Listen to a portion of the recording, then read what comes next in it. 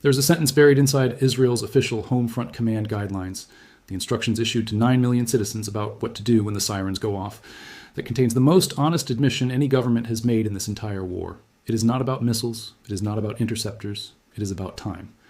In every previous conflict, every war with Hamas, every exchange with Hezbollah, Israel's standard shelter protocol was simple. When you hear the siren, get to shelter. Wait 10 minutes. If nothing happened, you could come out. That protocol is gone.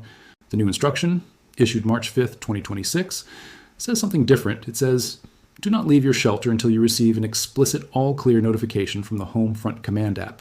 Not 10 minutes, not 20 minutes, not when the noise stops. Stay inside. Wait for us to tell you it's safe. And the reason for that change is the reason for this video. Because the reason is that Israel's missile defense system, the most sophisticated, most layered, most expensive civilian protection architecture in the world, is no longer able to guarantee that what just flew over your city was the last thing coming. This is the story of what Israel just admitted to its own people, and why it matters to every American watching this. Let's start with what Iran has actually thrown at Israel in the first 8 days of Operation Epic Fury, because the volume of the attack is the context for everything that follows. According to ACLED, the Armed Conflict Location and Event Data Project, one of the most rigorous conflict tracking organizations in the world, between February 28th and March 4th, Iran attempted more than 90 strikes against Israel in just 5 days. Of those 90 attempted strikes, roughly 20 directly hit civilian areas. At least 10 people were killed in residential buildings and civilian structures across central Israel, including the Tel Aviv and Jerusalem areas. Here's the number that puts that into devastating historical context. That 5-day total represents more than 60% of all the strikes Iran launched during the entire 12-day war in June 2025. Iran fired more at Israel in 5 days of this conflict than in the entire previous war. In the city of Ramat Gan, in the eastern suburbs of Tel Aviv, an Iranian rocket hit directly, causing severe structural damage and triggering search and rescue operations. Footage from Sunday, March 1st, showed shrapnel falling across 7 locations in central Israel simultaneously.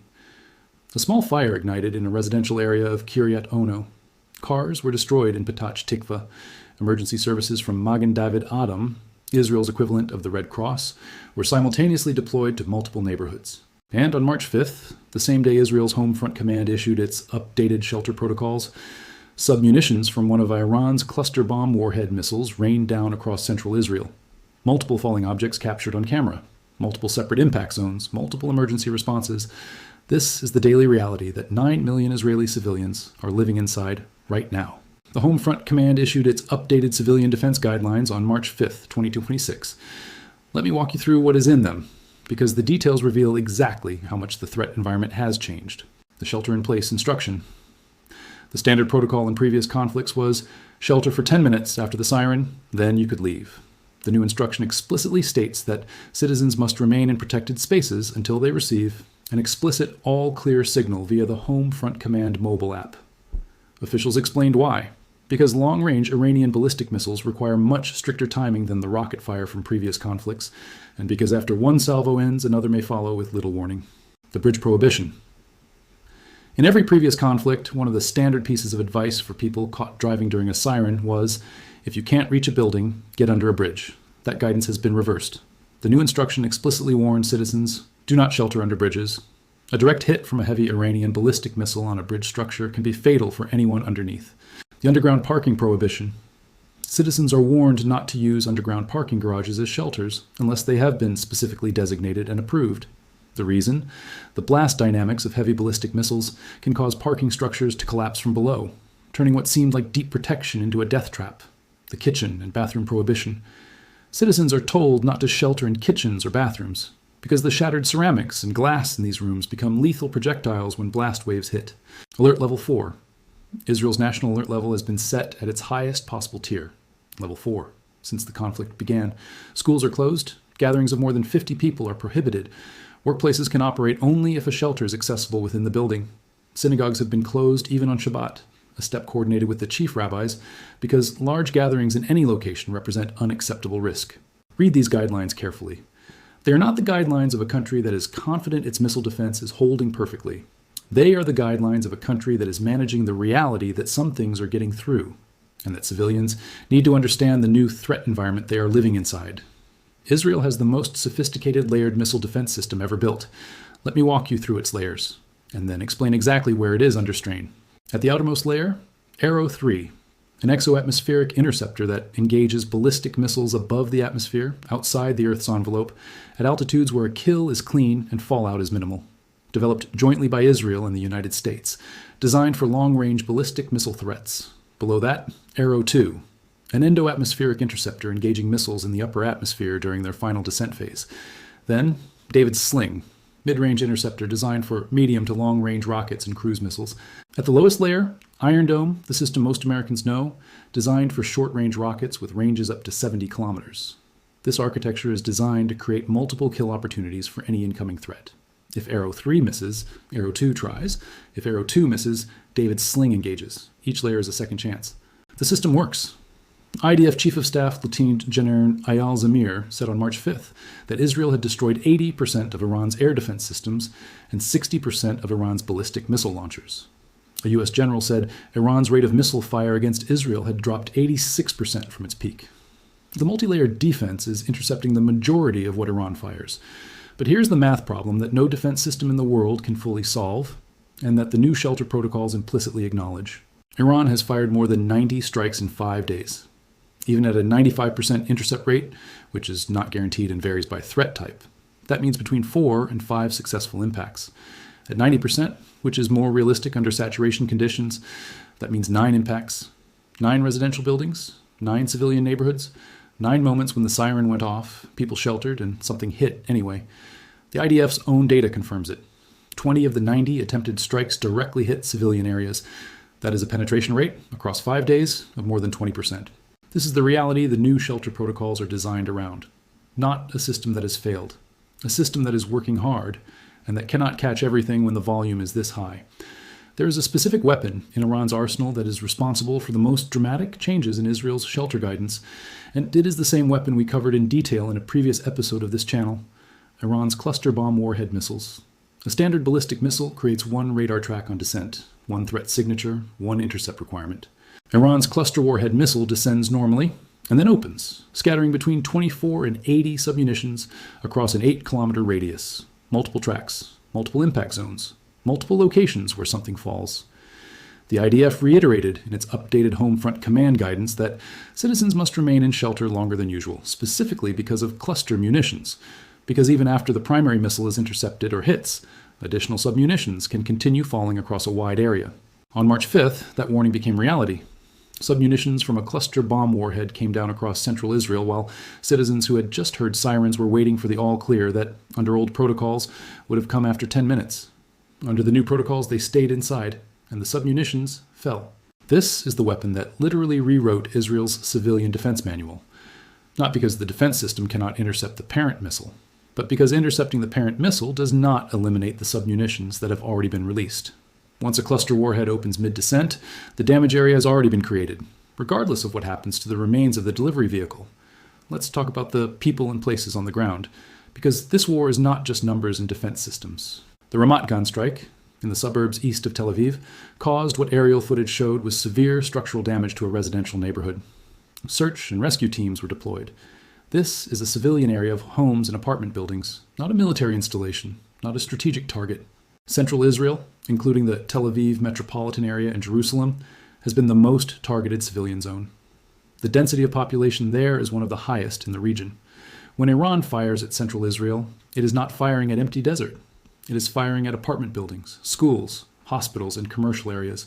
Hezbollah, Iran's proxy in Lebanon, which declared its own declaration of war after Khamenei's killing, targeted Israel's Mishmar HaKarmel missile defense site south of Haifa.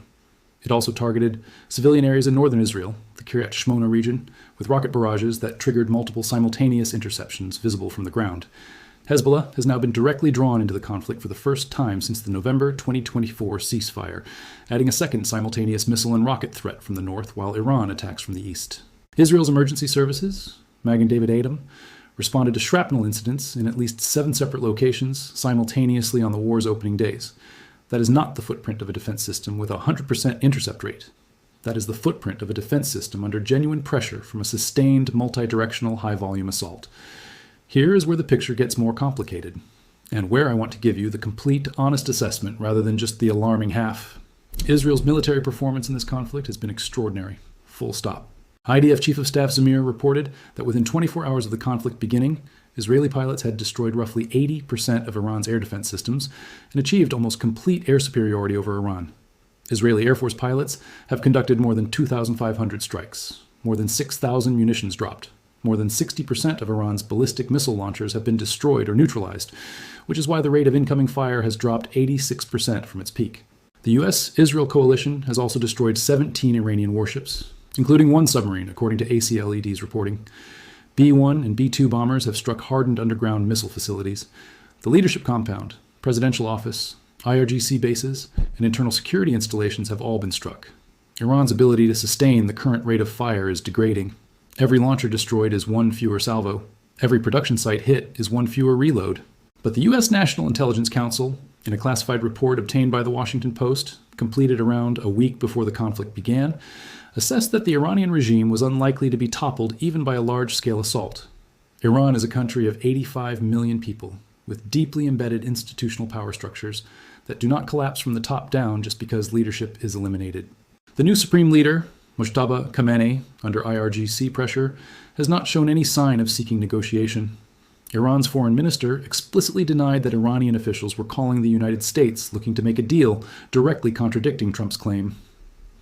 Iran can be degraded. Iran is being degraded.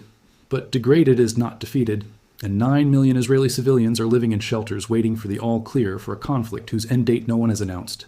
There are approximately 100,000 American citizens living in Israel, and the U.S. Embassy in Jerusalem has been issuing shelter-in-place notifications since February 28th, every single day of this conflict. The embassy has been closed for routine services repeatedly. Ben Gurion Airport was fully closed for days before reopening for limited flights on March 5th. As of today, March 8th, the airport is resuming outbound flights gradually, with only Israeli carriers, Israel, Arkia, and Air Haifa operating. The State Department's message to Americans in Israel has been direct. If you want to leave, now is the time. Bus convoys to the Taba border crossing into Egypt have been organized. The embassy has been helping Americans cross overland to Sinai, where flights depart from Sharm el-Sheikh. Americans are being told to have $85 cash ready for visa fees at the border, because the ATMs at the crossing run out of money quickly. The embassy's official guidance specifically warns that security incidents often take place without any warning, and that the security environment can change quickly. That is the United States government telling its own citizens in Israel exactly what Israel's Home Front Command is telling Israeli citizens. The threat environment is such that you cannot predict when the next attack is coming, cannot rely on warning time alone for protection, and should be prepared at all times. That is not the language of a conflict that is neatly contained and fully under control. That is the language of a live, active threat environment where the protective systems, as impressive as they are, cannot guarantee that nothing gets through. Here's the truth that Israel's new shelter guidelines are communicating to 9 million citizens, even if no government official will ever say it in exactly these words. The Iron Dome, the Arrow 3, the David Sling, the entire layered architecture that billions of dollars and decades of engineering produced, it is working. It is intercepting the majority of what Iran fires. It is saving lives every single day. The 86% reduction in Iran's rate of fire means the system is also working offensively, destroying launchers faster than Iran can use them. But the math of saturation attacks means that some things will always get through. When you fire 90 missiles at a population of 9 million people over 5 days, a defense system that is 90% effective still produces 9 impacts. And 9 impacts into residential neighborhoods in the most densely populated country in the Middle East means shrapnel across 7 locations simultaneously, fires in civilian apartment buildings, search and rescue teams deployed to Ramat Gan, and submunitions falling from cluster bomb warheads across central Israel. Israel's Home Front Command did not lie to its people. It told them the truth in the form of updated protocols. Stay inside longer than before. Don't shelter under bridges anymore. They can collapse. Don't use the kitchen as a shelter. Don't leave until we tell you it's safe, because we cannot guarantee that what just flew over your city is the last thing coming. That is not a government that has given up on protecting its citizens. That is a government that respects its citizens enough to tell them the truth about the threat they are living inside. And if you want to understand what this war actually looks like from the inside, not the press conferences, not the claims of decisive victory, but the daily reality of 9 million people waiting for a notification on their phone that tells them it's safe to come out of the shelter, this is it. The sirens keep going off in Tel Aviv, the interceptors keep firing, and Israelis keep sleeping in their shelters. If this video gave you the full picture, share it. Subscribe if you want this level of depth every day. I'll see you in next one.